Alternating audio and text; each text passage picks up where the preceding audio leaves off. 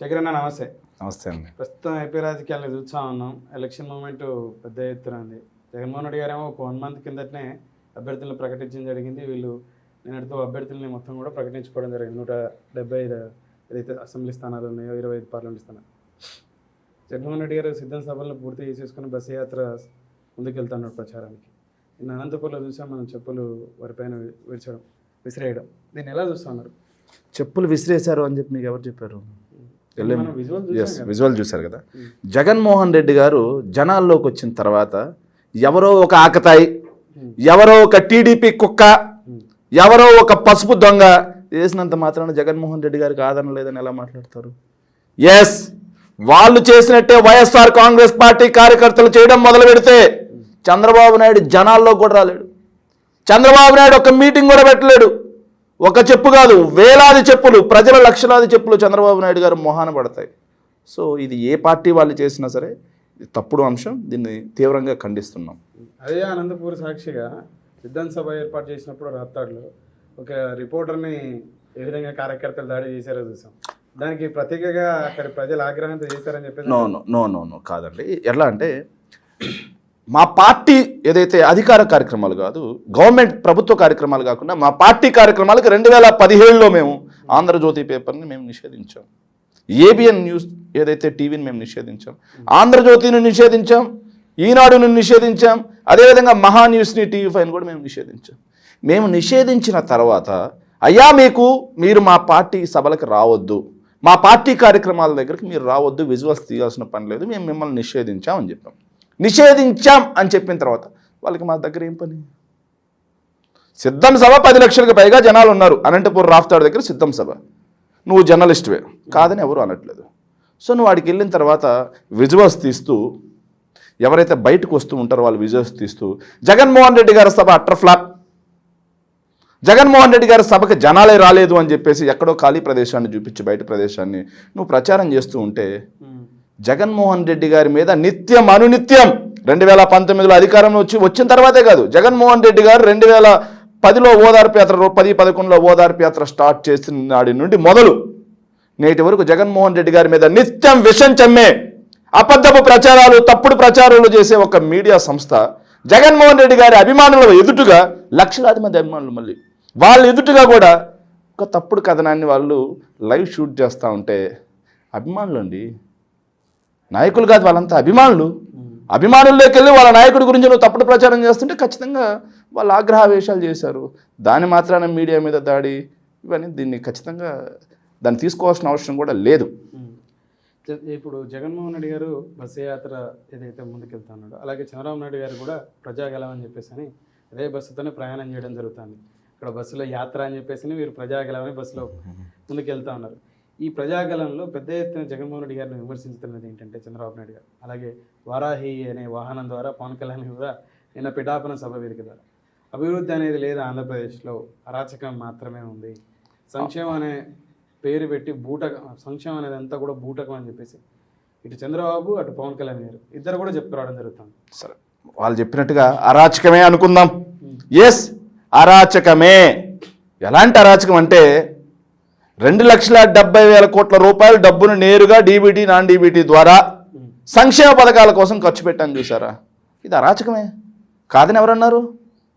అరాచకమే. ప్రజల దగ్గరికి వెళ్ళి 2,70,000 కోట్ల రూపాయలు జగన్మోహన్ రెడ్డి గారు నేరుగా మీ ఖాతాల్లో వేశాడమ్మా, డీబీటీ, నాన్ డీబీటీ ద్వారా మీకు అందింది. మరి ఇది అరాచక పాలన కదా? మేమైతే కార్పొరేట్లకు దోచిపెట్టేవాళ్ళం, కాంట్రాక్టర్లకు దోచిపెట్టేవాళ్ళం, కమిషన్లు ఇచ్చి దోచిపెట్టేవాళ్ళం. అలా దోచిపెట్టకుండా డైరెక్ట్గా మా జన్మభూమి కమిటీ తమ్ములకు దోచిపెట్టేవాళ్ళం. ఎవరైతే పంచుతున్న లబ్ధిదారులకు అర్హత ఉన్న వాళ్ళ కాడికి వస్తే వాళ్ళ దగ్గర లంచాల రూపంలో దోచిపెట్టేవాళ్ళం. కానీ జగన్మోహన్ రెడ్డి గారు అట్లా చేయట్లేదు, సిస్టాన్ని మార్చేశాడు. అలా ఉన్న సిస్టమ్ని ఇలా మార్చేసి నేరుగా మీకు ఇస్తున్నారు. ఇది అరాచక పాలన అని చెప్పి మాట్లాడమనండి. ఏదైతే డెత్ సర్టిఫికేట్ దగ్గర నుంచి బర్త్ సర్టిఫికేట్ వరకు ప్రతి మనిషికి అవసరమైన పౌర సేవలన్నీ గ్రామంలో దొరుకుతూ ఉన్నాయి. ఈరోజు విలేజ్ సెక్రటేరియట్ రూపంలో 15,000 గ్రామ వార్డు సచివాలయాలు కట్టాం. ఇది నిజంగా అరాచకమే. వీటి ద్వారా 1,20,000 మందికి ప్రభుత్వ ఉద్యోగాలు కల్పించాం. అది నిజంగా అరాచకమే. అది చంద్రబాబు నాయుడు గారికి నచ్చదు, పవన్ కళ్యాణ్ గారికి నచ్చదు. పెత్తందారీ వ్యవస్థ కదా. 4 పోర్టులు కడుతున్నాం. చంద్రబాబు నాయుడు గారికి నచ్చదు. 10 ఫిషింగ్ హార్బర్లు కడుతున్నాం, చంద్రబాబు నాయుడు గారికి నచ్చదు. 6 ఫిష్ ల్యాండ్ సెంటర్లు కడుతున్నాం, భోగాపురం ఎయిర్పోర్ట్ కడుతున్నాం, 17 మెడికల్ కాలేజీలు కడుతుంటే 5 మెడికల్ కాలేజీలో ఆపరేషన్ స్టార్ట్ అయ్యాయి. పోలవరం చంద్రబాబు నాయుడు గారి అసంబద్ధత విధానాలతో విధ్వంసం గురైతే దాన్ని ఒక రూపురేఖ తీసుకొచ్చాం. ఇవే కాకుండా రాయలసీమ ఎత్తిపోతలు కడుతున్నాం. ఇవి కాకుండా చంద్రబాబు నాయుడు గారి పీరియడ్లో కేవలం 34,000 కోట్ల రూపాయలు మాత్రమే గ్రౌండ్ అయితే actual investments ministry of commerce ఇచ్చిన నివేదిక ప్రకారం 1,103 కోట్ల రూపాయల పెట్టుబడులు గ్రౌండ్ చేస్తాం. నిజంగా అరాచక పాలనే కాదని ఎవరు చెప్పారు? ప్రజల దగ్గరికి వెళ్ళమనండి. ఇవన్నీ జగన్మోహన్ రెడ్డి చేశాడు, ఎందుకు అరాచక పాలన అని చెప్పమనండి. విలేజ్ క్లినిక్స్ గ్రామాన హెల్త్ ఇస్తున్నాం. అలాగే రైతు భరోసా కేంద్రాలు విత్తనం దగ్గర నుంచి విక్రయం వరకు రైతుకు ప్రతి దశలో అండగా నిలబడుతున్నాం. చంద్రబాబు నాయుడు గారు రైతు రుణమాఫీ 87,160 కోట్లు అని చెప్పేసి దాన్ని 24,500 కోట్లకు తగ్గించి అది కూడా 15,000 కోట్లు ఇచ్చి రైతులకు వెన్నుపోటు పొడిస్తే మేము రైతుకి 50,000 ఇస్తాం ప్రతి రైతుకు అని చెప్పేసి 67,500 రూపాయలు ఇచ్చాం. ప్రతి రైతుకు చెప్పిన దానికంటే ఒక్క రైతు భరోసా కిందనే 17,500 కోట్ల రూపాయలు ఎక్కువ ఇచ్చాం. 17,500 రూపాయలు ఒక్కొక్క రైతుకి ఎక్కువ ఇచ్చాం. రైతుల దగ్గరికి వెళ్ళి ఇది అరాచక పాలన అని చెప్పండి. డ్వాక్రా మహిళల రుణాలన్నీ సంపూర్ణంగా మాఫీ చేస్తా, బ్యాంకుల్లో ఉన్న మీ బంగారం బయటికి రావాలంటే బాబు అధికారంలోకి రావాలి అని చెప్పి అధికారంలోకి వచ్చాడు. ఏమైనా చేశాడా? గుండు సున్నా. కానీ జగన్మోహన్ రెడ్డి గారు 25,500 కోట్ల రూపాయలు డ్వాక్రా మహిళలకి బెనిఫిషరీ ఇచ్చాడు. మరి అరాచక పాలనే కదా. డ్వాక్రా మహిళల దగ్గరికి వెళ్ళి జగన్మోహన్ రెడ్డి ఇంత డబ్బులు మీకు ఎట్లా ఇస్తాడమ్మా, ఇది అరాచకం కాదా అని అడగమనండి, అప్పుడు మాట్లాడదాం. మీరు అన్నారు ఇందాక పోలవరం పూర్తి చేయడం జరిగింది, అలాగే రాయలసీమకు పోలవరం పూర్తి చేయడం జరిగిందని చెప్పి నేను రూపురేఖ తీసుకొచ్చాం. 2019లో జగన్మోహన్ రెడ్డి గారు గెలిచిన నాటికి పోలవరం 2014 నుంచి 19 వరకు ఏ మేరకు పూర్తయింది, 19 నుంచి ఇప్పుడు 24 మేరకు ఏ మేరకు మీరు పనులు చేశారు? చంద్రబాబు నాయుడు గారి పీరియడ్లో స్పిల్వే ఏదైతే ప్రాజెక్ట్కి మెయిన్ డ్యామ్ వర్క్స్ అంటారు, వాటిని మెయిన్ డ్యామ్ వర్క్స్ ఎంత ఫినిష్ చేశాడు, వాటిని హెడ్ వర్క్స్ అని కూడా అంటారు. హెడ్ వర్క్స్ ఎంత పర్సెంటేజ్ పూర్తి చేశాడు? రమ్మని చెప్పండి, మాట్లాడదాం. ఎట్లయినా ఏ ప్రాజెక్టుకైనా సరే మీరు గుర్తుంచుకోండి, ఎనీ ఇరిగేషన్ ప్రాజెక్ట్ ఏ ప్రాజెక్టుకైనా ఎంత శాతం పూర్తయింది అనడానికి 2 ఉంటాయి. ఒకటి వచ్చేసి కాస్ట్. ప్రాజెక్ట్ కాస్ట్ 10,000 కోట్ల రూపాయలు అయితే దాంట్లో ఒక 7,500 కోట్ల రూపాయలు నువ్వు ఖర్చు చేసి ఉంటే ప్రాజెక్టు కోసం అది నీకు 75% పూర్తయినట్టు. లేదు కాంట్రాక్ట్ వర్క్స్ మొత్తం మీద ఏదైతే పోలవరం ప్రాజెక్టులో చాలా వర్క్స్ ఉన్నాయండి, వీళ్ళు చూపించింది కదా. హెడ్ వర్క్స్ ఒకటి ఉంది, ఎర్త్ కమ్ రాక్విల్ డ్యామ్ ఉంది, నెక్స్ట్ అవి కాకుండా రైట్ మెయిన్ కెనాల్కి లెఫ్ట్ మెయిన్ కెనాల్కి సొరంగం ఉంది, అవి కాకుండా హైడ్రో పవర్ ప్రాజెక్ట్ ఉంది, ఇవన్నీ ఉన్నాయి. వీటిల్లో హైడ్రో పవర్ ప్రాజెక్ట్ని చంద్రబాబు నాయుడు గారు చేసింది గుండు సున్నా.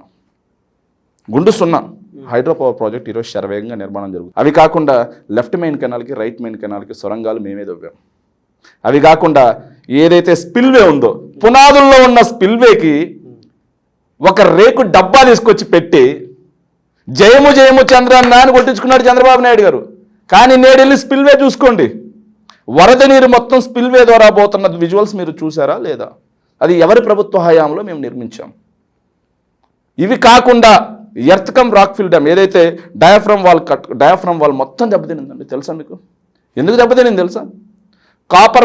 కాపర్ డ్యామ్స్ అని చెప్పి కట్టాల్సింటే అవి పూర్తి చేయకుండా వాటిల్లో 300 మీటర్ల లోపల గ్యాప్స్ వదలడం వల్ల వరద నీరు మొత్తం ఒకే చోట నుంచి వచ్చి సుడులు తిరిగి డయాఫ్రమ్ వాల్ దారుణంగా దెబ్బతింది. ఒక్కొక్క చోట 50-60 అడుగుల లోతు గోతులు పడ్డాయి. పోలవరం ప్రాజెక్ట్ అథారిటీ అని ఒకటి ఉంటుంది, పీపీఏ అంటుంది. ఆ పోలవరం ప్రాజెక్ట్ అథారిటీ వాళ్ళు డయాఫ్రమ్ ఏదైతే ఉందో దాన్ని ఆపేసి ఎర్త్ కమ్ రాక్ఫిల్ డ్యామ్ మొత్తం ఆపాల్సిందే అని చెప్పేసి ఆపేసి వాటిని మొత్తం వాళ్ళు నివేదికలు ఇచ్చి నిపుణుల పర్యవేక్షణలో ఆ గుంతలు మనం పూడ్చాలా లేకపోతే మొదటి నుంచి మొదలు పెట్టాలా అని చెప్పేసి మొన్న 2 నెలల క్రితం నివేదిక వచ్చింది. అవి మొత్తం పూడ్చుకుంటూ నిపుణుల ఆధ్వర్యంలో చంద్రబాబు నాయుడు గారు 14 నుంచి 19 వరకు అసమర్థతతో పోలవరం నిర్మాణం చేయలేకపోయాడని మేము అనట్లేదండి.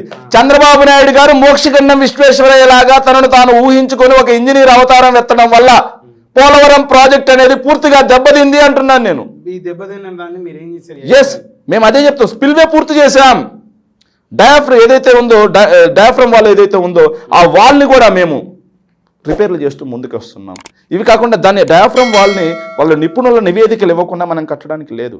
ఇంజనీర్ టీం అనేది ఒకటి ఉంటుంది, పోలవరం ప్రాజెక్ట్ అథారిటీ అనేది ఒకటి ఉంటుంది. వాళ్ళు టెస్ట్ చేసి ఏ మేరకు దెబ్బతింది, ఎందుకు దెబ్బతింది, దీన్ని ఎలా ఫిల్ చేయాలి అని చెప్పేసి పూర్తిగా చేసే లోపల మేము పవర్ ప్రాజెక్ట్ ఒకటి హైడ్రో పవర్ ప్రాజెక్ట్ స్టార్ట్ చేసుకున్నాం. అవి కాకుండా టన్నెల్స్ పూర్తి చేసుకున్నాం మేము. సో ఇలా వర్కులు చేసుకుంటూ పోతున్నాం మేము. చంద్రబాబు నాయుడు గారి కంటే కూడా ఇంకా శరవేగంగా వర్కులు చేసాం. చెక్ చేసుకోండి పోయి. 2019కి ముందు పోలవరం ఎలా ఉండేది, 2024లో పోలవరం ఎలా ఉంది, వెళ్ళి చెక్ చేసుకోండి.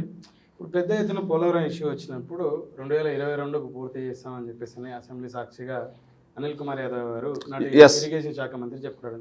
24 ఇప్పుడు మీరు అధికారం నుంచి అదే అండి నేను చెప్తున్నాను, అదే నేను చెప్తున్నాను, అదే వినండి.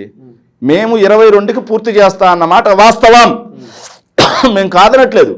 కాకపోతే 20లో వచ్చిన వరదలు, 2021లో వచ్చిన వరదల వల్ల ఆ డయాఫ్రమ్ వాల్ మొత్తం కొట్టుకుపోయింది. చంద్రబాబు నాయుడు ఆ గ్యాప్స్ వదిలిపెట్టిపోయాడు. ఆ గ్యాప్స్ వదిలిపెట్టిపోవడం వల్ల ఏదైతే స్పిల్వే మొత్తం మీద పోవాల్సిన వాటర్ కాస్త కేవలం 300 మీటర్ల లోపల పోవటం వల్ల, ఏదైతే మీ ఊర్లో చెరువు ఉంది, చెరువులో ఒక అలుగు ఉంటుంది, చెరువులో అలుగు 5,000 క్యూసెక్కులు మాత్రమే రిలీజ్ ఉంటుంది. అట్లా కాకుండా పైనుంచి 20,000 క్యూసెక్కులు వరద వచ్చిందనుకో, 5,000 క్యూసెక్కుల్లో వెళ్ళమంటే ఏమవుతుంది? చెరువు గండి పడుతుంది, చెరువు గండి పడుతుంది.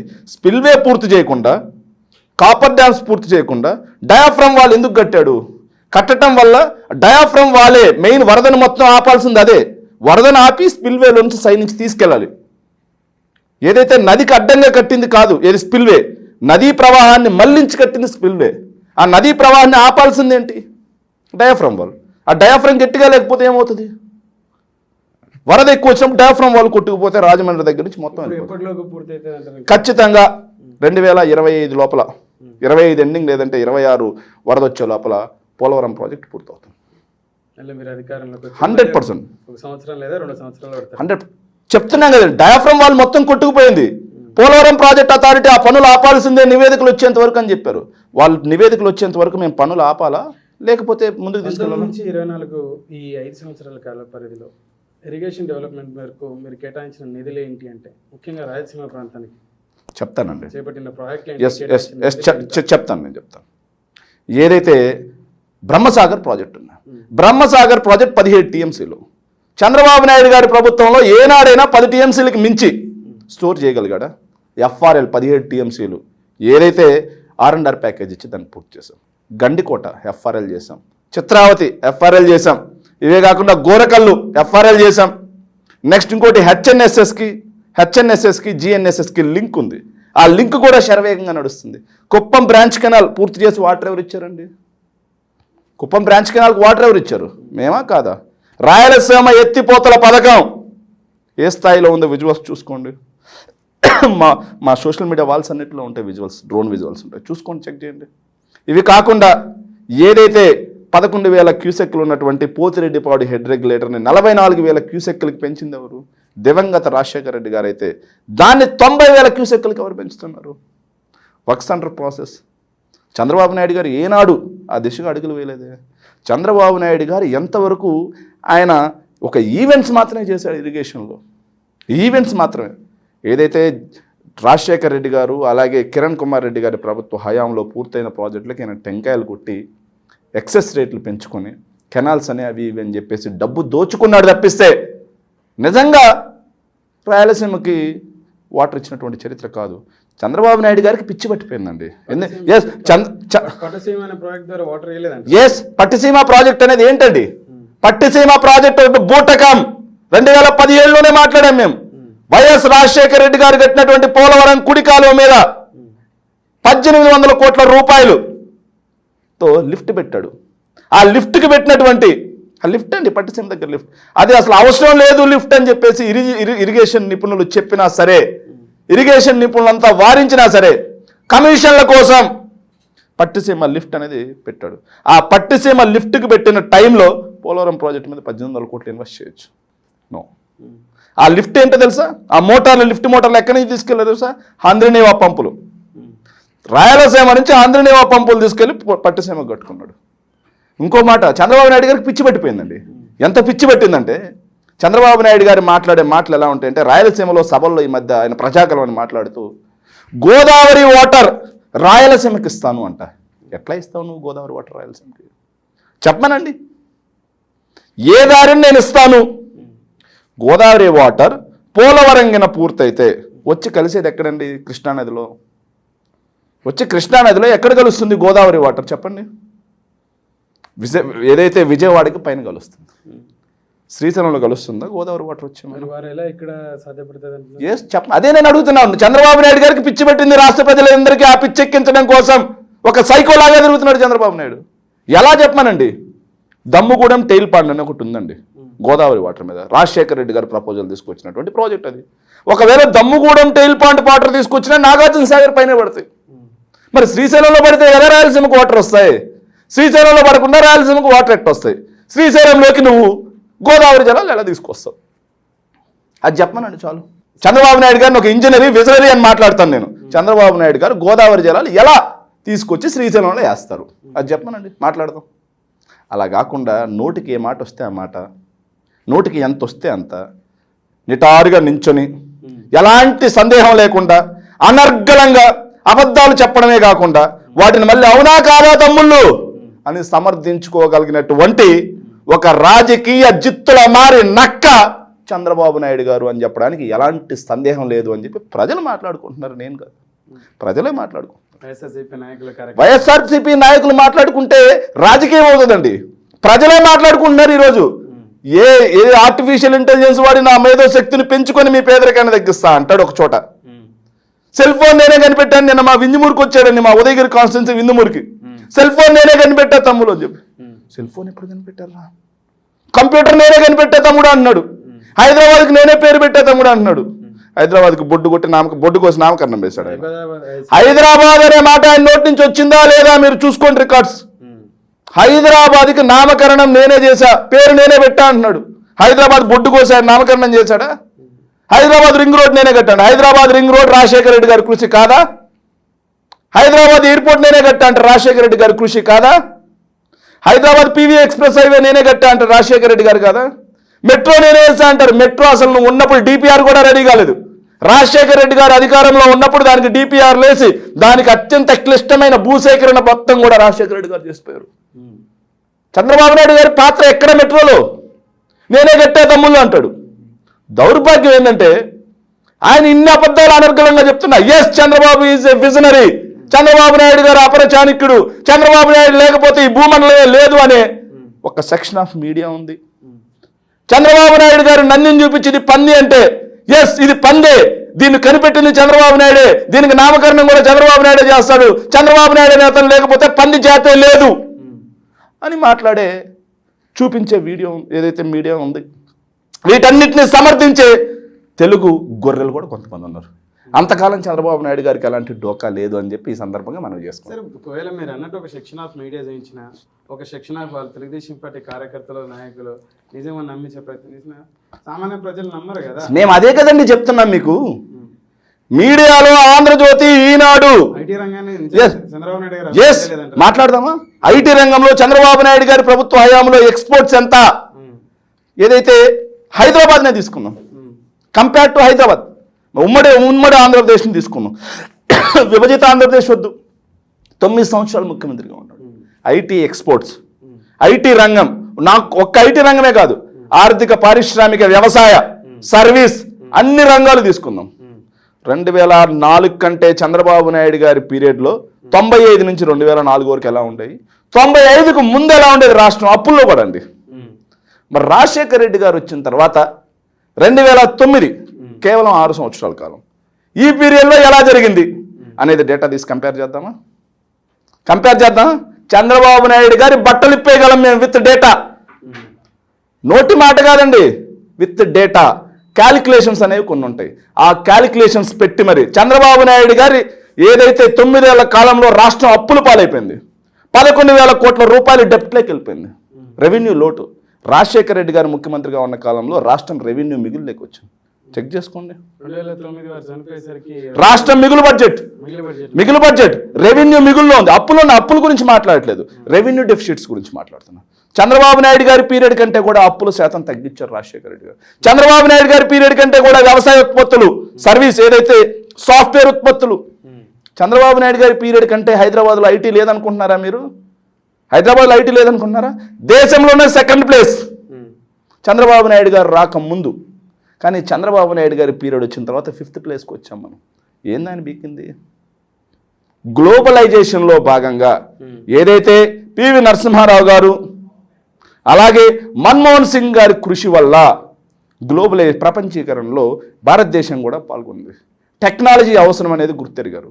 టెక్నాలజీ అవసరం గుర్తయిన తర్వాత వాళ్ళిద్దరూ దానికి ముందుగా అడుగులు వేస్తే ప్రపంచం మొత్తం కూడా కంపెనీలన్నింటినీ అన్ని దేశాల్లో విస్తరించడం స్టార్ట్ చేశారు. విస్తరించడం స్టార్ట్ చేసినప్పుడు హైదరాబాద్కు ఉన్నటువంటి నైసర్గిక స్వరూపం అనేది ఒకటి ఉంటుంది.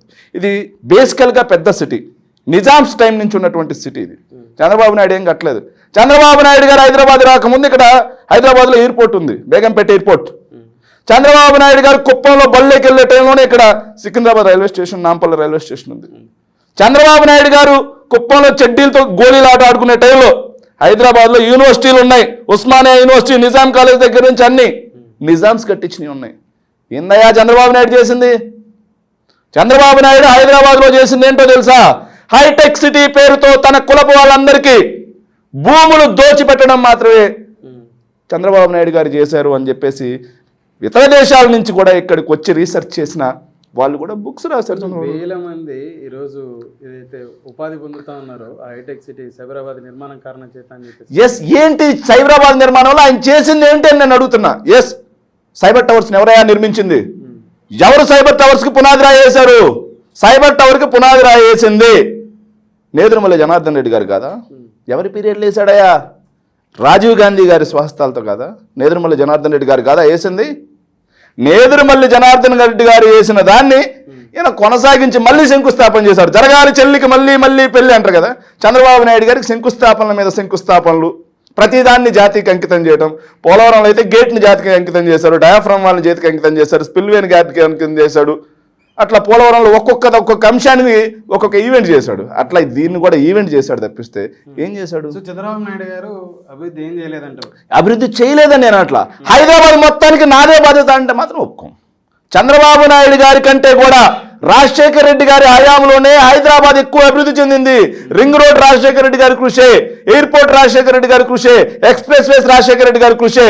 ఏదైతే ఈరోజు నిర్మాణంలో ఉన్నట్టు ఏదైతే టీఆర్ఎస్ గవర్నమెంట్ వచ్చిన తర్వాత కూడా నిర్మించినటువంటి ఏదైతే ఫ్లైఓవర్స్ ఉన్నాయో ఆ జైకా నిధులు కూడా, జపాన్కి చెందినటువంటి జైకా నిధులు కూడా రాజశేఖర రెడ్డి గారి కృషే. అవి కూడా రాజశేఖర రెడ్డి గారి హయాంలోనే మంజూరైనటువంటి నిధులు అని చెప్పి స్పష్టంగా చెప్పగలను. చిన్న ఇంట్రడక్షన్. 2004 చంద్రబాబు నాయుడు గారు అధికారం కోల్పోయి రాజశేఖర రెడ్డి గారు ముఖ్యమంత్రి అయిన నాటికి ఉన్నటువంటి, అంటే వారు దిగిపోయే నాటికి చేసినటువంటి అప్పు ఎంత, రాష్ట్రం అప్పు ఎంత ఉండింది?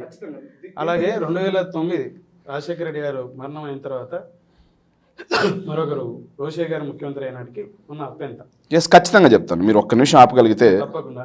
మిత్రులకు మీరు చూడండి మిత్రులకు విజ్ఞప్తి ఏంటంటే, చాలా పెద్ద గొంతుతో చెప్పుకోవచ్చు అన్నారు శేఖర్ రెడ్డి గారు, గుడిపరెడ్డి శేఖర్ రెడ్డి గారు. ఏంటంటే చంద్రబాబు నాయుడు గారి పాత్ర చాలా తక్కువ ఉంది హైదరాబాద్ డెవలప్మెంట్లో, కానీ వారే నేను హైదరాబాద్ నిర్మించిన అని చెప్పుకోవడం జరుగుతుంది. ఐటీని పెద్ద ఎత్తున డెవలప్ చేసిన అని చెప్పేసి వారు చెప్పడంతో పాటు వారు ఒక సెక్షన్ ఆఫ్ మీడియా కానీ ఒక సెక్షన్ ఆఫ్ పీపుల్ కానీ పెద్ద ఎత్తున ప్రొజెక్ట్ చేయడం జరుగుతూ ఉంటుంది. తప్పుడు ప్రచారాన్ని పెద్ద ఎత్తున ప్రజల్లో పంపించే ప్రయత్నం చేస్తుంటారు. ఈ వీడియో చూసినటువంటి ఎవరైనా ఇక్కడ హైదరాబాద్లో ఎంప్లాయ్మెంట్ పొందుతూ ఉన్నటువంటి వ్యక్తులు మీకు ఏమైనా అవగాహన ఉంటే కింద కామెంట్లో ఇందులో నిజం ఎంత, వారి అభిప్రాయంతో ఏకీభవించే వాళ్ళు లేకపోతే ఆ ఏకీభవించని వాళ్ళు మీ కామెంట్ తెలియపరచగలరు. ఏమంటారు శేఖర్ గారు? ఖచ్చితంగా 1 minute నేను తీస్తున్నాను దగ్గర. పాత ముందే అడుగుంటే ముందే తీసేవన్నా డేటా కంప్లీట్లీ. అంతే కదా, ఇప్పుడు మీరు చెప్పిన దాంట్లో వాస్తవం 100% ఎవరైనా దీని గురించి మాట్లాడొచ్చు. హైదరాబాద్ లో ఉన్నటువంటి సాఫ్ట్వేర్ ఎవరైనా మాట్లాడొచ్చు. పిలుపు ఈ వీడియో చూసినటువంటి మిత్రులు ఎవరైనా ఉంటే ఎస్ మాట్లాడొచ్చు. హైదరాబాద్ లో ఎంప్లాయ్ ఉంటే ఎస్ మాట్లాడొచ్చు. ఉపాధిని పొందారు, ఎస్ ఏ కారణం చేత పొందారు చెప్తాను. 98, 99లో వాస్తవంగా చెప్పాలంటే 94, 95 టయానికి ఏదైతే 94, 95 మూడోసారి తెలుగుదేశం ప్రభుత్వం అధికారంలోకి వచ్చే టయానికి రాష్ట్రంలో సాఫ్ట్వేర్ ఎగుమతులు 250 కోట్లు. అంటే ఏదైతే దేశం మొత్తం మీద 250 కోట్లు ఉంటే రాష్ట్ర వాటా 22 కోట్లు. అంటే దాదాపుగా 9%. దేశంలోనే 3వ స్థానంలో మనం ఉండేవాళ్ళం. దేశంలో 3వ స్థానంలో చంద్రబాబు నాయుడు గారు సీఎం కాకముందు ఆంధ్రప్రదేశ్లో సాఫ్ట్వేర్ ఎగుమతులు ఉండేవి. కానీ 98, 99 సంవత్సరానికి వచ్చేసరికి రాష్ట్రంలో ఎగుమతులు 22 కోట్ల నుంచి 575 కోట్ల రూపాయలకు పెరిగిన మాట వాస్తవం. కానీ దేశవ్యాప్తంగా తీసుకుంటే దేశవ్యాప్తంగా తీసుకుంటే మొత్తం 6,300 కోట్ల రూపాయలు భారతదేశం యొక్క మొత్తం యొక్క సాఫ్ట్వేర్ ఎగుమతులు అయితే ఆంధ్రప్రదేశ్ వాటా 9% మాత్రమే. ఆంధ్రప్రదేశ్ వాటా కూడా 9% మాత్రమే. సో చంద్రబాబు నాయుడు గారి పీరియడ్కి ముందు 9%, చంద్రబాబు నాయుడు గారు వచ్చిన తర్వాత 9% దేశవ్యాప్తంగా ఉన్నటువంటి సాఫ్ట్వేర్ ఎగుమతులు. దేశవ్యాప్తంగా విపరీతంగా పెరిగింది. కానీ ఏపీలో మాత్రం 3rd ప్లేస్ నుంచి మనం 5th ప్లేస్కి వచ్చాం. తమిళనాడు చెందింది నోయిడా కూడా చంద్రబాబు నాయుడు గారి పీరియడ్ కంటే కూడా ఎక్కువగా డెవలప్ అయింది. హైదరాబాద్ కంటే నోయిడా ఎక్కువ డెవలప్ అయింది. తమిళనాడు కూడా ఎక్కువ డెవలప్ అయింది. పూణే కూడా. ఎస్, ఇవి కాకుండా ఏదైతే రాజశేఖర రెడ్డి గారు 2004 ఎక్కేసరికి 5,025 కోట్ల రూపాయలు విలువైన ఐటీ ఎగుమతులు ఉండేవి. రాజశేఖర రెడ్డి గారు ఎక్కేటానికి 5,025 కోట్ల రూపాయల ఐటీ ఎగుమతులు ఉంటే ఆయన 2010 నాటికి అది 36,000 కోట్ల రూపాయలకు పెరిగిందండి. చంద్రబాబు నాయుడు దిగిపోయే టైంకి 5,000 కోట్ల రూపాయలు ఐటీ ఎగుమతులు ఆంధ్రప్రదేశ్ వాటా. కానీ రాజశేఖర రెడ్డి గారు దిగిపోయే టైంకి అది 36,000 కోట్ల రూపాయలకు పెరిగింది. ఇలాంటివన్నీ చెప్పారు. చంద్రబాబు నాయుడు గారు ఏం చెప్తారంటే నేను విత్తనాలు వేసి ఆ విత్తనాలు చెట్లను తీసుకొని పోతున్నాను. పునాదులు ఏంటండి? పునాదులు ఏంటి? రింగ్ రోడ్ ఆయన పునాది వేశాడా? ఫినాన్షియల్ డిస్ట్రిక్ట్ ఆయన పునాది వేశాడా? సైబర్ టవర్కి ఆయన పునాది వేశాడా? నేను అడుగుతున్నా డైరెక్ట్గా. సైబర్ టవర్కి ఆయన పునాది వేశాడా? రింగ్ రోడ్డుకి పునాది వేశాడా? ఎయిర్పోర్ట్కి, ఇంటర్నేషనల్ ఎయిర్పోర్ట్ పునాది వేశాడా? ఎక్స్ప్రెస్ వేకి పునాది వేశాడా? ఫినాన్షియల్ డిస్ట్రిక్ట్కి పునాది వేశాడా? చెప్పండి. Yes, challenge to any yellows. చెప్పండి, వీటిల్లో దేనికైనా చంద్రబాబు నాయుడు పునాది వేశాడా? ఎస్, దాని గురించి కూడా నేను మాట్లాడతానండి. చంద్రబాబు నాయుడు గారి విషయంలో అప్పులు కూడా మామూలుగా ఉండవండి. చంద్రబాబు నాయుడు గారి అప్పులు, బాబు గారు అప్పులు ఎట్లా ఉంటాయనే దానికి నా దగ్గర అన్నీ ఉన్నాయి, లేకుండా ఏం లేదు. అప్పుల సామ్రాట్ చంద్రబాబు నాయుడు అని చెప్పేసి 2017లో నేను ఒక ఆర్టికల్ రాశానండి. అప్పుల సామ్రాట్ చంద్రబాబు నాయుడు అని చెప్పేసి విత్ డేటా తోటి మొత్తం ఊరికే ఏం మాట్లాడడం మనం. ఎస్, చంద్రబాబు నాయుడు గారు 5 ఏళ్ల పాలనలో ఆర్థిక క్రమశిక్షణ ఎలా కట్టలు దిగింది, ఏ 5 ఏళ్ల కాలంలో తెలుసా? ఏదైతే మొన్న 2014 నుంచి 19 వరకు ఆర్థిక క్రమశిక్షణ ఎలా జరిగి, ఆర్థిక అవకతవకలు ఎలా జరిగాయని చెప్పేసి కాకు కూడా చెప్పింది. అదే చెప్తున్నాను. చంద్రబాబు నాయుడు గారు ఏదైతే ఉమ్మడి ఆంధ్రప్రదేశ్లో 9 ఏళ్ల ఆర్థిక పరిపాలన ఎలా ఉంది, 9 ఏళ్లలో ఆయన చేసింది ఏంటంటే 95 వైస్రాయ్ ఘటన వచ్చేటానికి ఉమ్మడి ఆంధ్రప్రదేశ్ ఆదాయం 13,100 కోట్లు ఉంటే 13,100 కోట్లు ఉమ్మడి ఆంధ్రప్రదేశ్ ఆదాయం. వైస్రాయ్ హోటల్లో చంద్రబాబు నాయుడు గారి మీద చెప్పులేసి అధికారాన్ని చంద్రబాబు నాయుడు గారు రామారావు గారి మీద చెప్పులు వేసి, ఎన్టీ రామారావు గారి మీద చెప్పులు వేసి ఆ నుంచి అధికారం లాక్కొని ఆయన ముఖ్యమంత్రి అయ్యే టయానికి ఏదైతే 95లో 13,000 ఆయనకు ఉన్నటువంటి ఏదైతే అప్పు ఎంత ఉందంటే రాష్ట్ర అప్పు ఆయన దిగిపోయే టయానికి 13,100 కోట్ల రూపాయల రాష్ట్ర ఆదాయం ఉంటే ఖర్చులు 14,800 కోట్ల రూపాయలు ఉండేవి. అంటే బడ్జెట్ లోటు ఎంత ఉండేదంటే 1,700 కోట్ల రూపాయలు మాత్రమే ఉండేది. బడ్జెట్ లోటు ఏదైతే మనకు వచ్చే ఆదాయానికి మనం పెట్టే పెట్టుబడికి మధ్య ఉన్న గ్యాప్, బడ్జెట్ లోటు కేవలం 1,700 కోట్ల రూపాయలు మాత్రమే ఉండేది. కానీ 95 బాబు ఆయన వచ్చే టయానికి అది. కానీ బాబు గారు 9 ఏళ్ళు పాలించి ఆయన దిగిపోయే టయానికి రాష్ట్ర ఆదాయం ఏం పెద్దగా పెరిగింది లేదు. కేవలం 10,000 కోట్ల రూపాయలు మాత్రమే. 9 సంవత్సరాల కాలంలో 13,000 కోట్ల రూపాయలు మాత్రమే పెరిగింది. 26,869 కోట్లు కాగా ఖర్చులు మాత్రం 35,575 కోట్లు. అంటే రెవెన్యూ లోటు ఎంత పెట్టాడు తెలుసా ఆయన? రెవెన్యూ లోటు ఆయన దిగిపోయడానికి 8,700 కోట్ల రూపాయల రెవెన్యూ లోటుతో రాజశేఖర రెడ్డి గారికి గవర్నమెంట్ అప్పచెప్పాడు. మరి రాజశేఖర రెడ్డి గారు దిగిపోయే టయానికి 2009 నాటికి రాష్ట్ర ఆదాయం ఎంత పెరిగిందో తెలుసా? డబల్ అయిపోయింది. 30,000 కోట్ల నుంచి 62,000 కోట్ల రూపాయలకి రాష్ట్ర ఆదాయం డబల్ అయిపోయి ఖర్చులు మాత్రం 61,854 కోట్ల రూపాయలు. ఎస్, అది చెప్తానండి. 61,854 కోట్ల రూపాయలకి రాష్ట్రం యొక్క ఖర్చులు పెరిగాయి అన్నమాట. సో ఆడ రెవెన్యూ లోటు ఎంత ఉంది తెలుసా అండి? ఏదైతే మనకు వచ్చే బడ్జెట్కి మన ఖర్చుకి మొత్తం కేవలం 1,000 కోట్ల రూపాయలు. చంద్రబాబు నాయుడు గారు హయాంలో ఆయన ఆదాయం పెరిగింది లేదు, కానీ ఖర్చులు పెరిగాయి. రెవెన్యూ మధ్య లోటు అనేది 8,000 కోట్ల రూపాయలకు పెరిగితే, కానీ రాజశేఖర రెడ్డి గారి ప్రభుత్వ హయాంలో ఆదాయం డబుల్ అయింది, ఖర్చులు పెరిగాయి, కానీ రెవెన్యూ లోటు కేవలం 1,000 కోట్ల రూపాయలు మాత్రమే పెట్టిపోయారు. అంటే 8,000 కోట్ల రూపాయల రెవెన్యూ లోటుని 8,000 కోట్ల రూపాయలకి రాజశేఖర రెడ్డి గారు తీసుకొచ్చారు. ఇక చంద్రబాబు నాయుడు గారు 9,000 సంవత్సరంలో 99 రోజులు ఓడీకి వెళ్ళాడండి, ఓవర్ డ్రాఫ్ట్కి.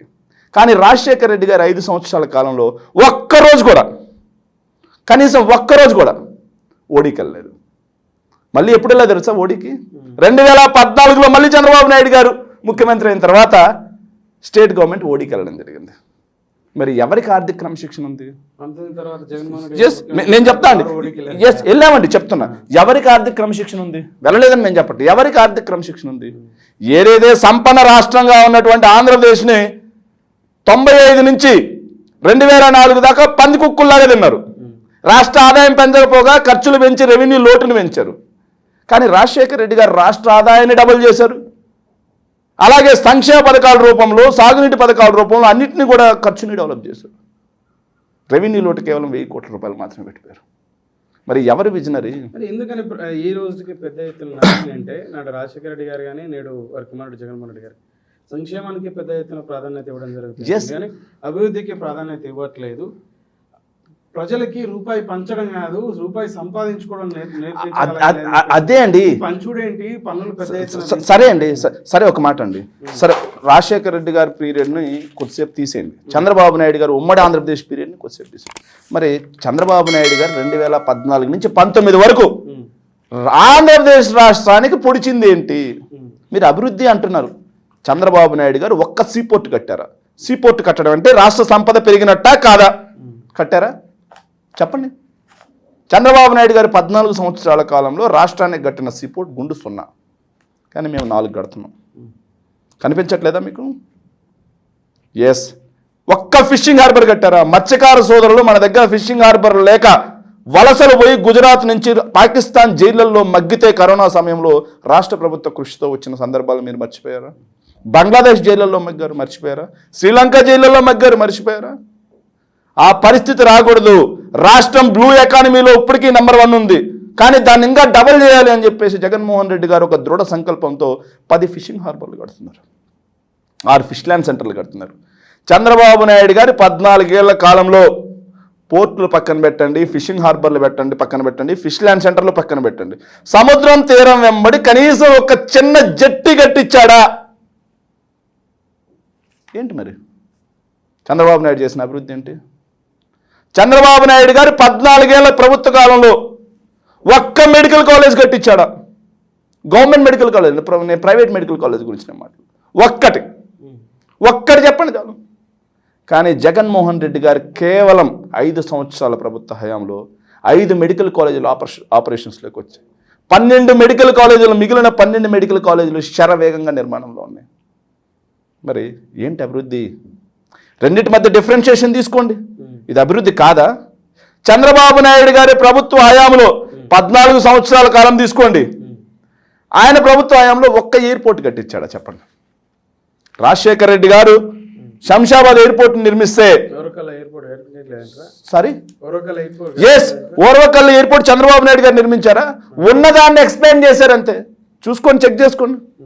ఇంటర్నేషనల్ ఎయిర్పోర్ట్ చెక్ చేసుకోండి. మీరు ఏదైతే ఇది గన్నవరం ఎయిర్పోర్ట్ తీసుకోండి, ఇంతకుముందు ఉన్నదాన్ని పౌర విమానయాల శాఖ ద్వారా అప్గ్రేడేషన్ చేశారు, అంతేగాని కొత్తగా ఒక ఎయిర్పోర్ట్ నిర్మించారు. చంద్రబాబు నాయుడు 14 నుంచి 19 వరకు డెవలప్మెంట్ ఏం చేయలేదు. మరి శ్రీ సిటీలో ఇండస్ట్రీస్ చెప్తానండి, మీ నెల్లూరులో ఇండస్ట్రీస్ ఎలా చెప్తాను. నేను ఎవ్రీథింగ్ ఐ విల్, నేను ప్రతి దాని గురించి మాట్లాడతాను. మీరు కంగారు పడాల్సిన ఏం పని లేదు. చంద్రబాబు నాయుడు గారితో కంపేర్ చేసి అరటిపండు ఒలిచి నోట్లో పెట్టినట్టుగా ప్రజలతో పాటుగా మీకు కూడా విమర్శ అందిస్తాను. మీరు కంగారు పడాల్సిన పని ఏం లేదు.